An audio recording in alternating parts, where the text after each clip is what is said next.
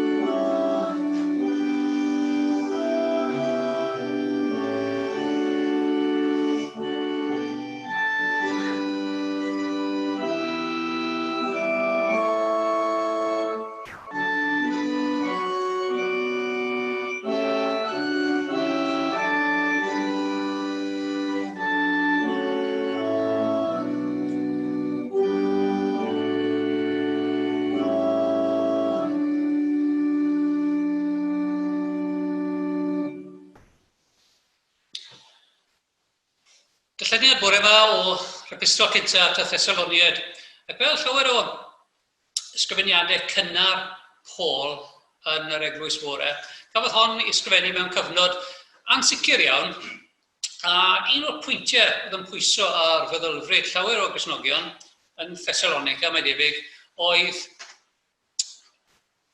diwedd y byd neu dydd yr arglwydd, a'r syniadaeth apocalyptaidd hynny bod amser yn rhedeg allan. Wrth i'r Eglwys bore gynyddu dros y blynyddoedd, fe sylweddolen nhw nad oedd dydd yr arglwydd, parawsia neu ail ddefodiad yr arglwydd yn mynd i ddigwydd yn sydyn iawn. Ond Paul yn sgwennu ac yn pwyntio allan y ffaith bod ein hamseroedd ni a hanes y byd, os mynnwch chi, yn wylo Duw. Gyda Thessaloniaid ar 5 bennod. Ynglŷn â'r amseroedd a'r prydiau gyfeillion, nid oes angen neb i ysgrifennu atoch. Oherwydd yr ydych yn gwybod yn iawn mae fel lleidir yn y nos y daw dydd yr arglwydd. Pan fydd pobl yn dweud, dyma dangnefedd a diogelwch, dyna'r pryd y daw dinistr disymwrth ar ei gwarthaf, fel gwewyr esgor ar wraig feichiog, ac ni fydd dim dianc iddynt. Ond nid ydych chi gyfeillion mewn tywyllwch, i'r dydd eich goddiweddyd fel lleidir. Pobl gweleini, pobl y dydd ydych chi oll. Nid ydym yn perthyn i'r nos nac i'r tywyllwch. Am hynny, rhaid i ni beidio â chysgu fel y rheliw, ond bod yn effro a sobr. Rhai sydd yn cysgu yn y nos y maent yn cysgu, a rhai sydd yn meddwi yn y nos y maent yn meddwi. Ond gan ein bod yn perthyn i'r dydd, gadewch i ni fod yn sobor, gan wisgo amdanom ffydd a chariad yn ddwyfroneg, a gobaith iachawdwriaeth yn helm. Oherwydd nid iddi gofaint y penododd Duw ni, ond i feddu iachawdwriaeth drwy ein harglwydd Iesu Grist. Ar hwnna fi farw drosom, mwyn i ni gael byw gydag ef, rhywun bynnag a'i yn effro a'i yn cysgu y byddwn. Am hynny, calonogwch eich gilydd, ac adeiladwch bob un ei gilydd fel yn wir yr ydych yn gwneud. Amen. Gewn ni offro mi'n gwyddiwn.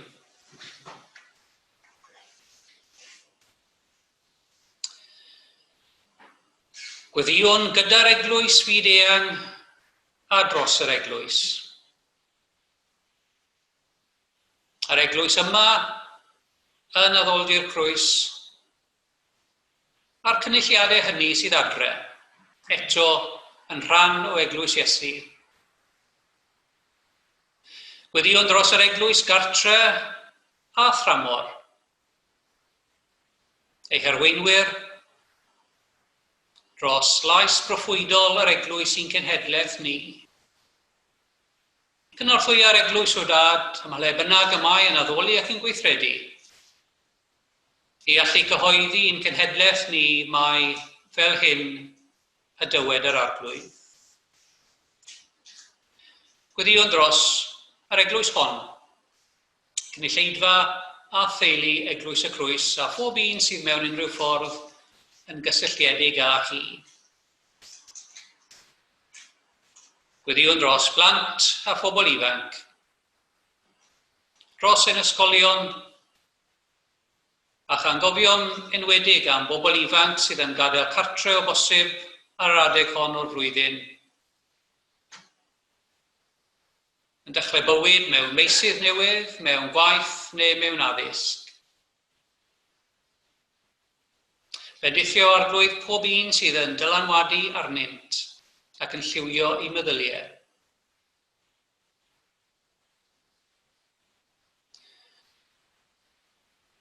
Gwyddiwn dros ein byd, y byd y bu Crist farw drosto. Cyflwynwn ni Dduw yn arbennig yr ardaloedd hynny lle mae yna ansicrwydd a helbyl ar hyn o bryd. Gwyddiwn dros arweinwyr y gwledydd, dros lywodraethwyr, dros bob un sydd yn gweithio yn y meysydd cyhoeddus hynny sydd yn dylanwadu ac yn lliwio y farn gyhoeddus. Cofiwn am y rai sydd yn gweithio ym myd y cyfryngau a'r newyddiaduraeth. Cofiwn am ein gwleidyddion yn San Steffan, Bai Caerdydd, ac o fewn llywodraeth leol. Yn enwedig yn y cymunedau hynny lle yr ydym yn byw. Bob un sydd ar gallu o fewn i feddiant ac yn sgil i swydd, i ddiogelu neu wella neu ddylanwadu ar fywydau pobl eraill. Cofiwn am wyddonwyr, a phob un sydd yn sgil i swydd yn derbyn pwysau a mesuriadau farn gyhoeddus yn sgil i geiriau.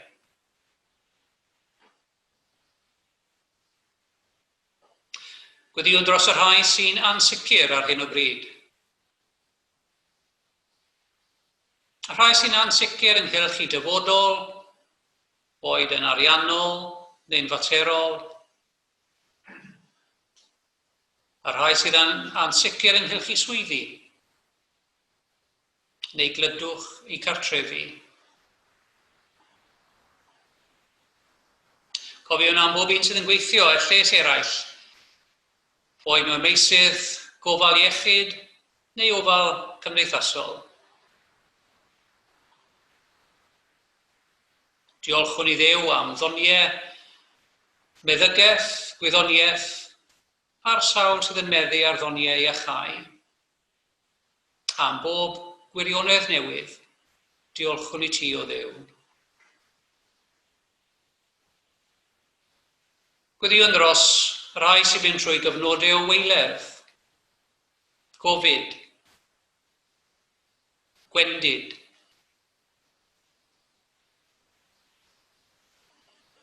y sawl sy'n dygymod â newidiadau yn eu cyflwr, yn eu iechyd, neu yn eu hamgylchiadau teuluol. Pob un sydd yn mynd trwy gyfnod o brawf, cyfnod o densiwn, neu gyfnod tywyll. Cofiwn fel y daeth Iesu at ei ddisgyblion mewn cyfnodau felly, gan droi i tywyllwch yn oleuni, i hanobaeth yn obaith, a'i dioddefaint yn fuddugoliaeth.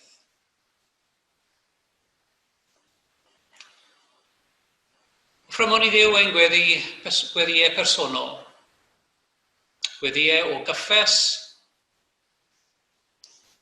gyffeswn o flaen Duw a pethau hynny sydd o chwith yn y bywydau.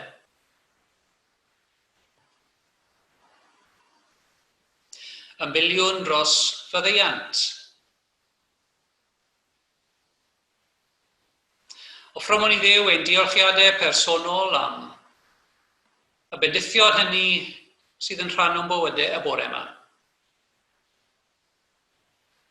A'r pethau hynny ni'n cymryd yn ganiataol o ddydd i ddydd.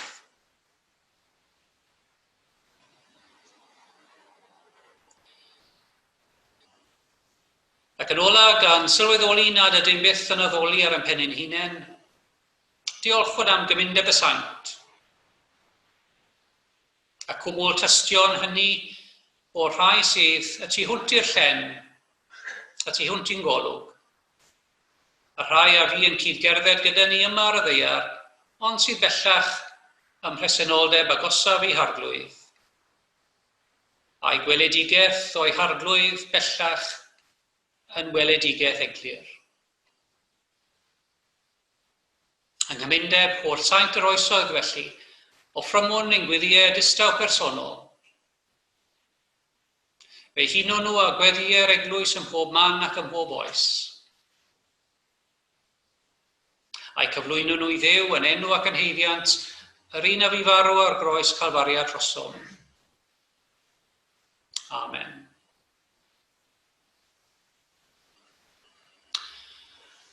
Ar emyn nesaf, ddiddanydd anfonedig neu rhif 593 yn llyfr Caneuon Ffydd.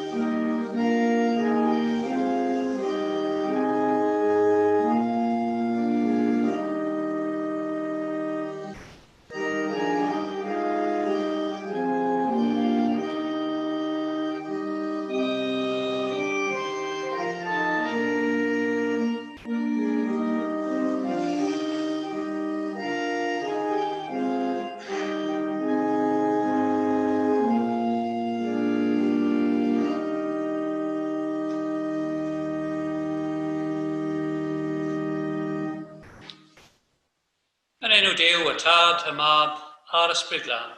Amen. Thessaloniki, dinas fwyaf gogledd Gwlad Groeg, ail dinas Gwlad Groeg ar ôl Athen. Ath Paul na ar ei ail daith genhadol. Croesi o Twrci fodern i chi a fi, Asia Leia i Paul ei hunan. Ond yn allweddol, tu ôl i'r sefyllfa yn Thessaloniki, oedd bod yna eglwys fechan yn dechrau tyfu yno. A dyna'r eglwys gynta i gael ei sefydlu ar dir mawr Ewrop. Ni'n gallu edrych nôl ar deithiau Paul, heb sylweddoli y camau mawr oedd yn cael eu cymryd wrth iddo fe symud o un lle o un diwylliant i un arall. Allwch chi groesi o Istanbul, Caergystennin, yng Ngwlad Twrci i Wlad Groeg yn gyflym iawn mewn cwch ar hyn o bryd, rhyw 4-5 munud yng nglos yr Hellespont, llain o ddŵr. Wrth i Paul croesi o Twrci neu Asia Leia, oedd yn croesi o'r Troas ar y pryd, i Wlad Groeg, roedd yn symud o dir mawr Asia i dir mawr Ewrop. Am o'n i roedd y ffiniau ddim yn bodoli ar y pryd hynny, ond tro allweddol bod yr Efengil yn torri allan o'i geto Iddewig o amgylch Palestina, wedi ymledu i Antioch yn Twrci neu Asia Leia. Ac am y tro cyntaf, mae'r Efengil yn symud, yn teithio yng nglos yr Hellespont i Wlad Groeg. Os mynnwch chi, dyma'r tro cyntaf i'r Efengil dechrau ymgybrus ar byd mawr y tu allan i'r byd Iddewig. Roedd Paul a'r disgyblion eraill mor gyfarwydd â hi. Ac ar ôl i Paul croesi i Wlad Groeg, fe ddechreuodd yr Efengil ymgybrus, Paul ymgybrus hefyd, gyda diwylliant Groeg, athroniaeth Groeg, crefyddau Groeg. A dyma'r eglwys yn mynd ben gyda'r byd cosmopolitan, wir bod cosmopolitan, am y tro cynta. A fel wedais i cyn neud y darlleniad, roedd cefndir tu ôl i'r llythyr at y Thessaloniad yn gefndir lle roedd pobl yn disgwyl i'r arglwydd Iesu dychwelyd yn bir fian, yn eitha cyflym. A felly mae yna nodyn o barodrwydd yna. Roedd cymaint o syniadau ynghylch sut y byddai'r arglwydd yn dychwelyd. Dyna'r holl syniadau sydd tu ôl i lyfr y datguddiad, syniadau yma am ddiwedd y byd, dydd yr arglwydd. A dros hanes yr eglwys, mae'r un diddordeb na wedi britho i'r wyneb tro ar ôl tro.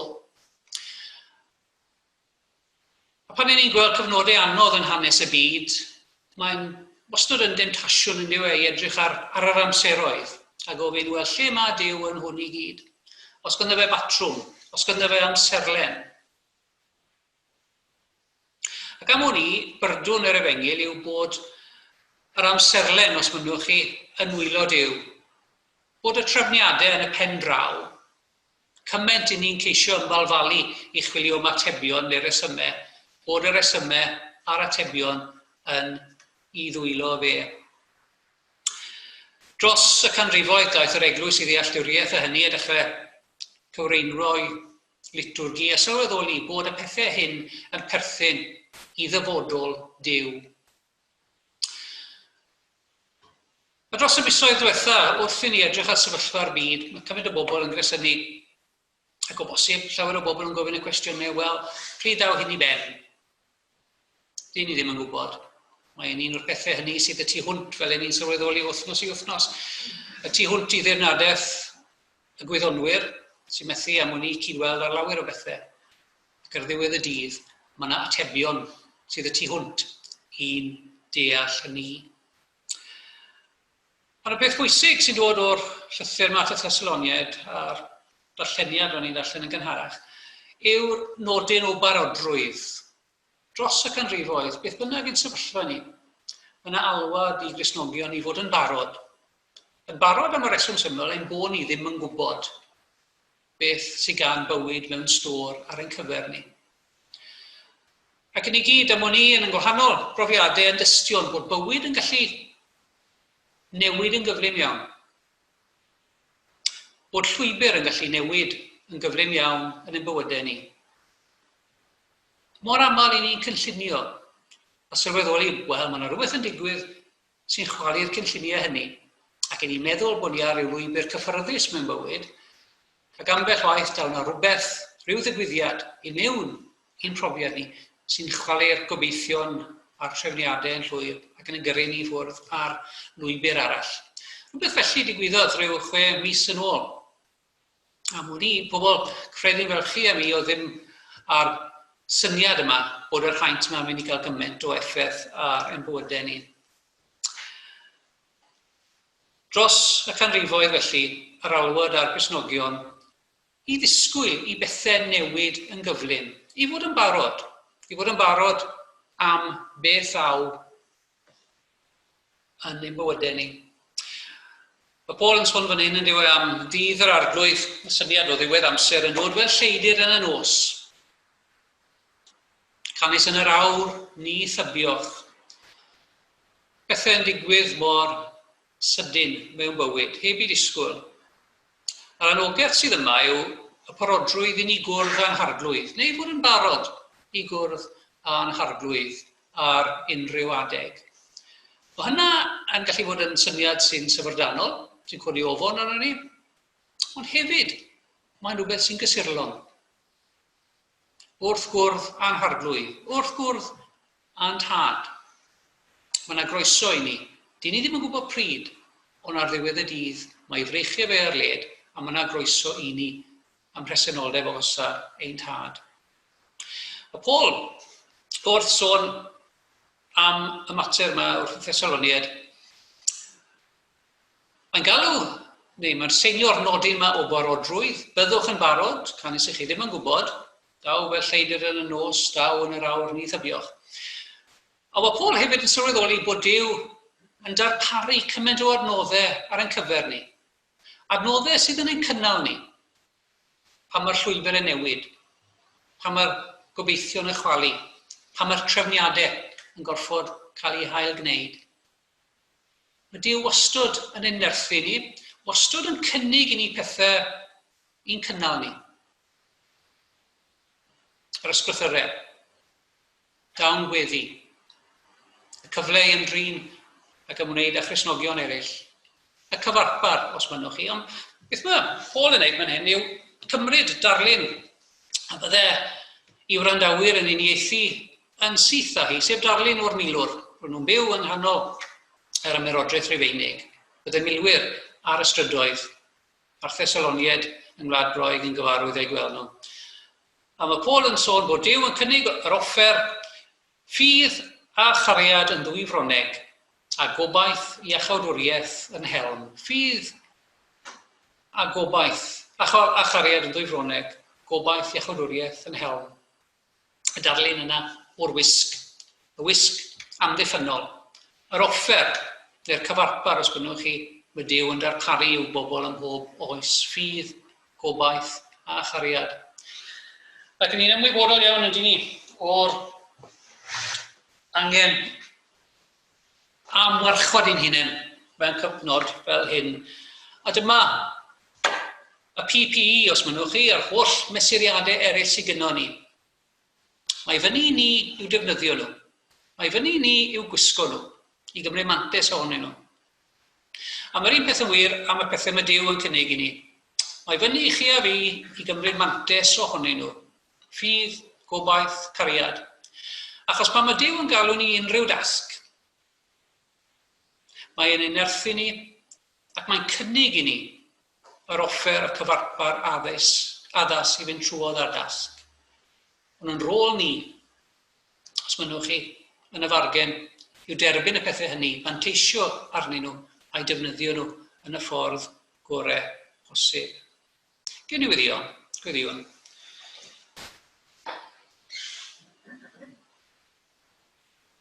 O Dduw yn ni'n sylweddoli mor frai y mae ein bywydau ni yn gallu bod, mor gyflym y mae cynlluniau yn gallu newid, mor hawdd yw i bod y llwybr yn ein dargyfeirio ni at rhyw ffordd arall. Cynorthwyo ni mewn bywyd i sylweddoli dy fod ti, beth bynnag yw'r dasg, yn ein nerthu ni ar ei chyfer, gan gynnig i ni y pethau sydd yn ein amddiffyn, yn ein cadw ni ar dy ochr di, ffydd, gobaith a chariad. Cynorthwyo ni o arglwydd i'w defnyddio nhw, i'w meithrin nhw, yn y ffordd rwy ti yn awyddus i ni wneud. Gwyddiwn yn enw Crist. Amen.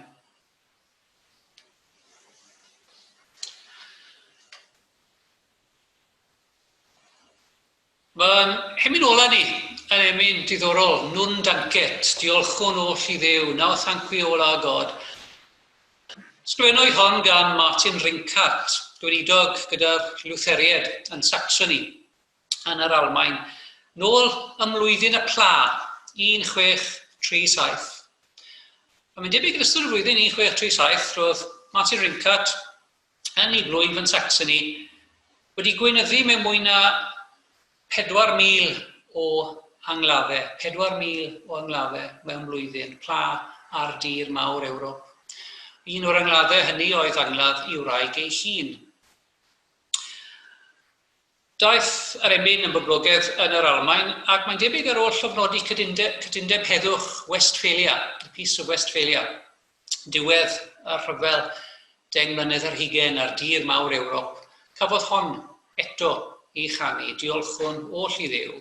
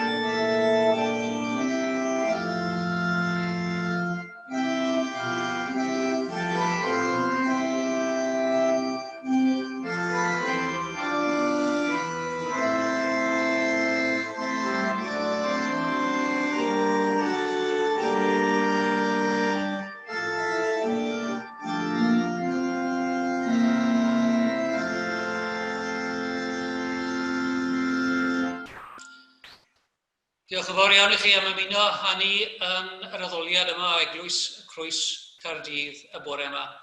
Ewch mewn tangnefedd i wasanaethu'r arglwydd. A bendith Duw holl alluog, y Tad, y Mab a'r Ysbryd Glân, a fo'n eich plith ac adrigo gyda chi, yr awr hon ac hyd byth. Amen.